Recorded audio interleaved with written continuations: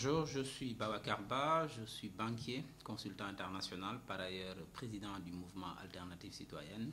Je suis un fils d'Ombourg, j'ai 44 ans. J'ai quitté cette ville d'Ombourg aux alentours de 1997 pour m'installer à Paris où j'ai fait mes études de droit, de relations internationales, de sciences politiques. Et donc je suis aussi un fils du Sénégal qui est engagé au niveau de la diaspora.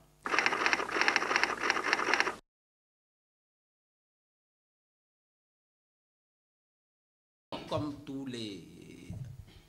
en tout cas, toute personne sensée, je le pense sincèrement, tout observateur averti sait pertinemment que le franc CFA est contre le développement de l'Afrique. Et nous l'avons démontré, d'autres éminents penseurs africains l'ont théorisé, l'ont écrit, l'ont démontré. C'est très simple. L'exemple le plus patent, c'est que prenez votre téléphone portable, vous avez un téléphone Android ou iPhone, au bout de 6 mois, on vous dit qu'il faut une mise à jour. Vous le mettez à jour. Parce que c'est ça, nous sommes dans un monde qui bouge. Alors imaginez le franc CFA, c'est un système qui est vieux de plus de 50 ans et qui n'a jamais été mis à jour. Donc ça, c'est déjà un premier problème. Dans un monde en perpétuelle mutation. Alors concrètement, pourquoi nous disons que le franc CFA est contre l'Afrique? C'est très simple. Vous savez, la souveraineté s'entend de plusieurs façons. La souveraineté d'un point de vue extérieur, c'est la capacité d'avoir une armée, d'avoir une diplomatie, c'est-à-dire d'accréditer, d'envoyer des ambassadeurs. La souveraineté d'un point de vue intérieur, pour un État, c'est ce qu'on appelle le monopole de la violence légitime. C'est la capacité d'avoir une armée, une police, une gendarmerie, des cours, des tribunaux. Et la souveraineté monétaire, tout simplement, financière, c'est la capacité de battre monnaie, de contrôler les marchés financiers. Puisque la monnaie joue deux grands rôles. C'est un instrument d'échange et c'est une réserve de valeur. Donc c'est un instrument d'échange avec un pouvoir libératoire, soit pour éteindre une dette ou pour échanger des biens. Et battre donc monnaie est un instrument de souveraineté. Alors quand vous prenez la structuration du franc CFA, c'est très simple.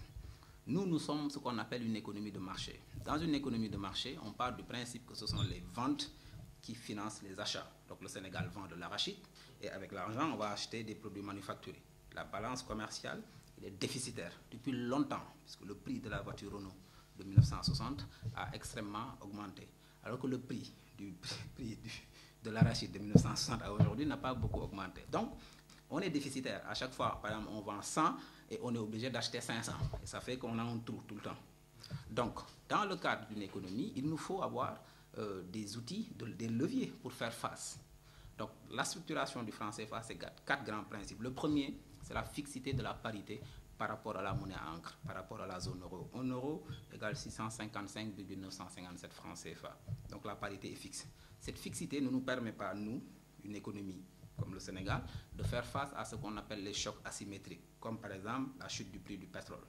À chaque fois qu'il y a un choc asymétrique, soit la chute du pétrole ou l'envolée du prix du pétrole, ou un choc intérieur, inondation, invasion des criquets, nous n'avons pas des leviers pour faire adapter notre monnaie. Si on avait une monnaie avec un taux de change flexible comme le Nigeria, la Chine, on aurait pu dévaluer pour permettre à nos entreprises d'être compétitives. Donc, la fixité ne nous arrange pas, c'est un facteur bloquant. Et il y a deux choses, soit on a une monnaie qui flotte arrimée sur un panier de devises pour jouer, ou bien on a la circulation des facteurs de production. Parce que c'est ce que théorise Mundell, qui est un économiste canadien, le père fondateur de l'euro. Dans une zone monétaire optimale, le principe de la zone monétaire optimale, c'est qu'il doit y avoir la circulation des facteurs de production.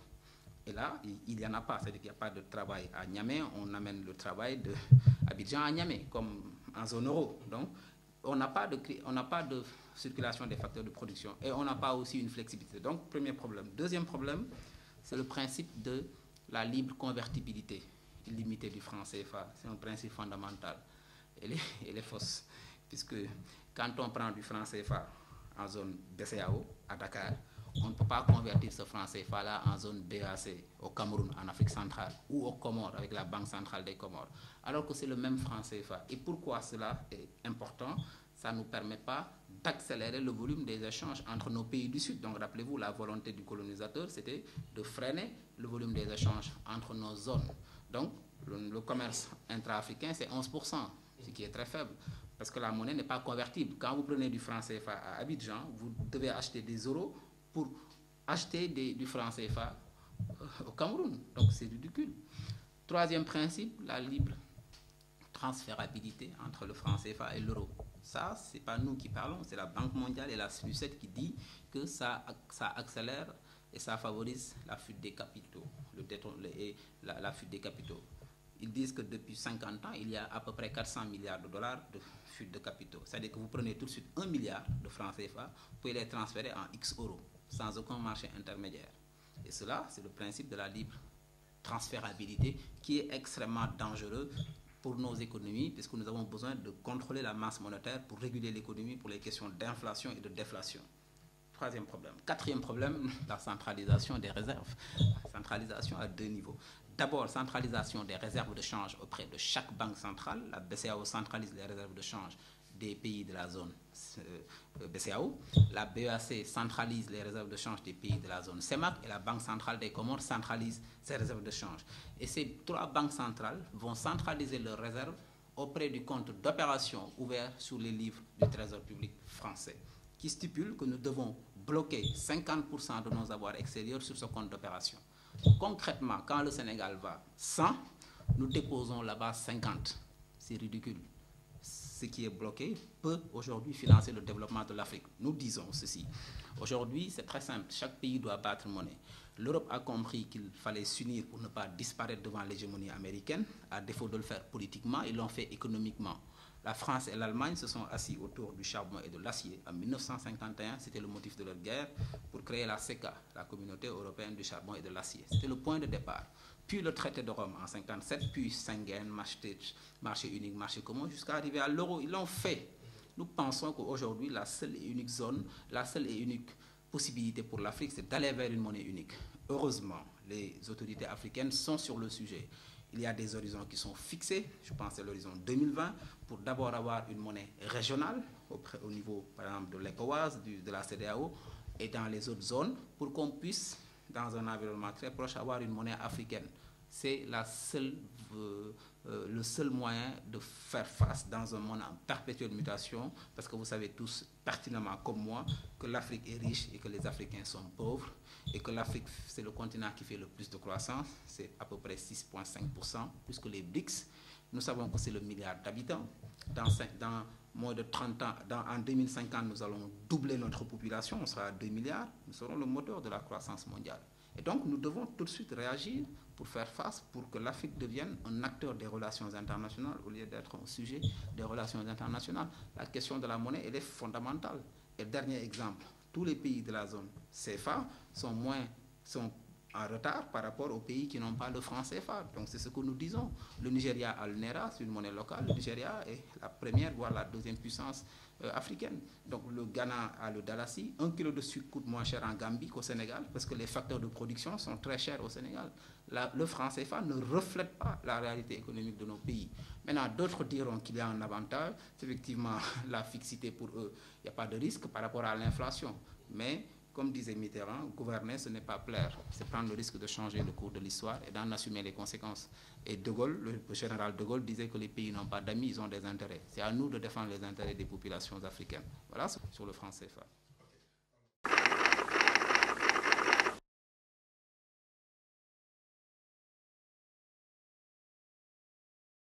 Comme je l'ai dit récemment à un de vos confrères, j'étais particulièrement déçu quand je suis arrivé dans la ville de Mbour. Et je vais vous dire pourquoi.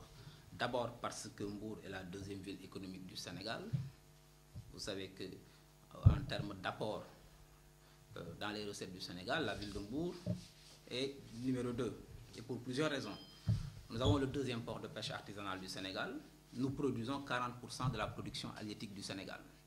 Nous avons la première station balnéaire de l'Afrique de l'Ouest dans le département. Il y a beaucoup d'artisanat dans ce département et sans compter l'urbanisation, donc la consommation locale qui s'accélère dans cette ville. Plus l'aéroport international qui va arriver à Dias et d'autres opportunités économiques dans ce département de Mbour. Donc nous pensons qu'aujourd'hui, Mbour devait être sur les rampes de l'émergence. Quand vous regardez concrètement, moi je ne fais pas de politique politicienne, concrètement, dans cette ville, il n'y a même pas de route convenable. Dans cette ville, je trouve anormal, je l'ai dit tout à l'heure, que les populations quittent la ville de Mbour pour aller se soigner ailleurs. Je trouve anormal que nous frôlons le million d'habitants et qu'il n'y ait pas d'université dans cette ville. Je trouve anormal qu'il n'y ait pas d'école de formation digne de ce nom. D'abord dans le secteur du tourisme, parce que nous avons la première station balnéaire de l'Afrique de l'Ouest, dans tous les secteurs de ce pays. Donc, forcément, en tant que fils de Mbour, je suis très déçu par rapport à l'état des lieux de la ville de Mbour. La question de l'inondation est là, la question de l'érosion côtière est là, la question de l'aménagement du territoire est là. Regardez, vous allez dans le centre de ville, il n'y a plus de centre-ville. C'est des étalages partout, c'est le désordre partout. Donc, il n'y a même pas une place publique normale où les gens peuvent s'asseoir. Je ne parle pas maintenant de l'éclairage public, je ne parle pas des voies de canalisation. Donc, bref, le schéma, le tableau est noir. Mais, je dis, c'est une responsabilité commune. Mon propos n'est pas ici d'indexer telle ou telle personne. Nous sommes tous responsables et nous devons tous travailler à changer fondamentalement cela. Donc, la responsabilité de tous les Mbourois et de toutes les Mbouroises est interpellée. Et c'est ce que nous disons. D'abord parce que Mbour le mérite. Nous sommes une grande ville. C'est l'une des villes où il y a le plus de diversité culturelle au Sénégal, je le rappelle. C'est une ville dont les quartiers sont composés par ethnie, Mbour Serer, Mbour Toucouleur, Mbour Gardega, Mbour Tefes et même Mbour Toubab, qui peut être représenté par Sali, donc cette civilisation de l'universel. Nous pensons que cette ville est une grande ville que nous pouvons tirer. Et dans le cadre de la coopération décentralisée aussi, j'ai rappelé il y a quelques jours, dans une interview que j'ai accordée à vos confrères, que je trouve ridicule que Mbour, qui a la première station balnéaire de l'Afrique de l'Ouest, soit jumelée avec Concarneau. Moi, je vis en France depuis 20 ans. Concarneau, c'est un petit village que personne ne connaît. D'autres villes beaucoup plus petites au Sénégal sont jumelées avec de grandes villes dans les pays du Nord. Nous devons travailler à trouver de grands jumelages pour la ville de Mbour, des villes rayonnantes qui sont en mesure de nous offrir même 10 ou de venir nous construire un hôpital de dernière génération. Concarneau est un tout petit village que personne ne connaît en France, qui est là-bas dans le Finistère. Donc, voilà ce que nous disons. Et cela n'est pas... C'est quelque chose que nous pouvons faire. Il faut une vision, il faut une volonté. Mais cela appelle inéluctablement à ce que tous les fils de Mbour, je dis bien tous les fils de Mbour, de quelque bord qu'ils se trouvent, se réunissent autour de l'idéal. Et c'est ce que j'appelle la grande querelle.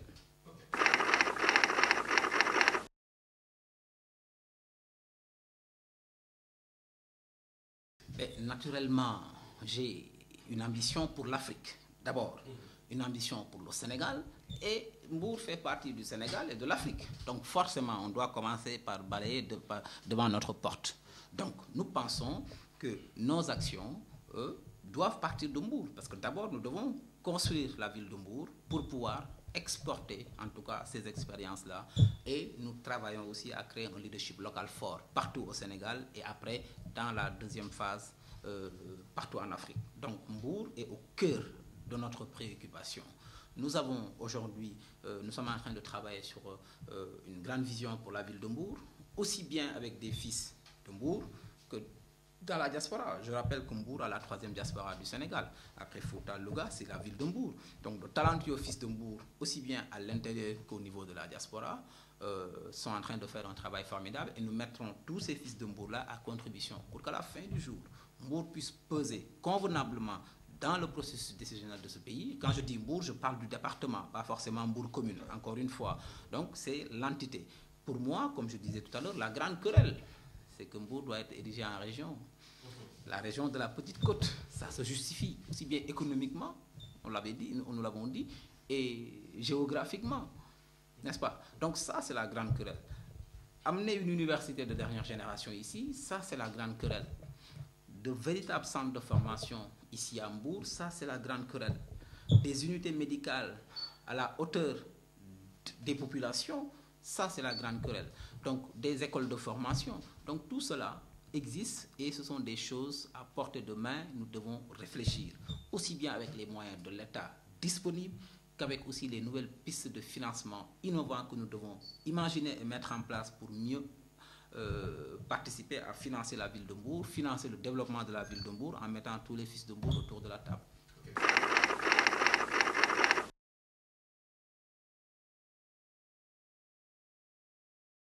Non, il y a beaucoup de fils de Mbour dans la diaspora. Vous savez, dans cette ville, il y a beaucoup d'associations, il y a même des listes politiques qui ont été aux dernières élections et qui sont des initiatives qui sont venues de la diaspora, que je voudrais saluer d'ailleurs, parce qu'il y a beaucoup d'initiatives. Ce que je voulais dire, ce n'est pas forcément qu'il y a des fils de Mbour de la diaspora qui sont en train de concocter. Je dis, il y a dans les fils de Mbour, aussi bien ceux qui sont à l'intérieur que ceux qui sont dans la diaspora.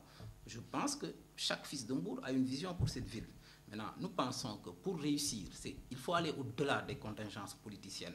Moi, je dis sincèrement, pour construire Mbour, il faut mutualiser toutes les intelligences. Et les intelligences, on les trouve aussi bien dans tous les partis politiques et en dehors des partis politiques. C'est ce que moi, je crois. La majorité des intelligences même de ce pays sont en dehors des partis politiques. Donc, dans la vision qui est la nôtre, pour nous, faire de la politique, je l'ai rappelé, c'est mettre l'intelligence au service du développement.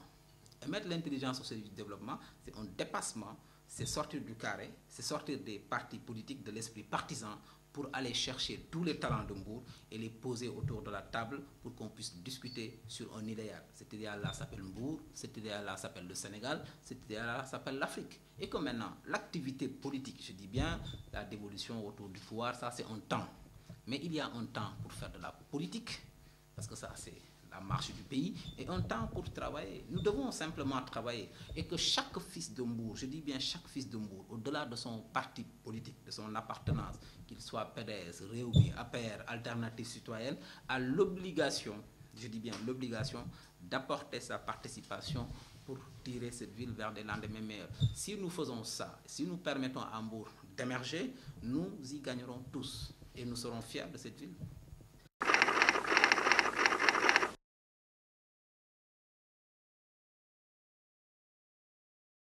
Alors l'ambition politique de Babacar Ba, c'est très simple, c'est de participer à construire un Sénégal meilleur, un Sénégal émergent, dans une Afrique unie, pour en faire un véritable acteur des relations internationales. C'est la seule ambition que je développe et que j'ai toujours développée, et tout le reste procède de la volonté d'Allah.